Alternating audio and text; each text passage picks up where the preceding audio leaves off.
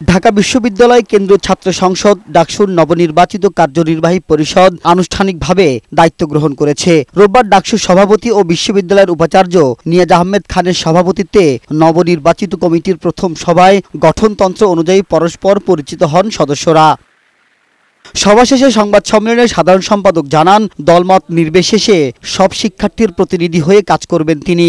মোট 5 জন সিনেটে থাকবেন, BPGS AGS আর হচ্ছে পরিবহনে যিনি নির্বাচিত হয়েছেন আসিফ আব্দুল্লাহ, আর জেনারেল মেম্বার যিনি সর্বোচ্চ ভোট পেয়েছেন তার নাম তামান্না। এই 5 জন হচ্ছে সিনেটে।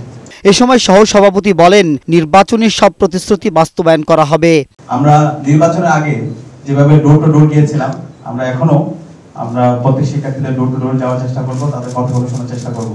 আর আমাদের সম্পাদক যারাই আছেন তারা ইতিমধ্যে এক্সিকিউটিভ প্ল্যান নিয়েছেন, বিস্তারিত পরিকল্পনাগুলো আমরা খুব দ্রুতই আপনাদেরকে জানিয়ে দিব। আমরা এই মাসে কি কাজ করছি সেই পূর্ণাঙ্গ পরিকল্পনা আমরা আপনাদের সামনে হাজির করব। ডাকসুর নির্বাচনে কেউ হারেনি। বিশ্ববিদ্যালয়ের 40,000 শিক্ষার্থী জিতেছে বলেও জানান নবনির্বাচিত কমিটির সদস্যরা। মাবুত আজমি, বৈশাখী সংবাদ, ঢাকা।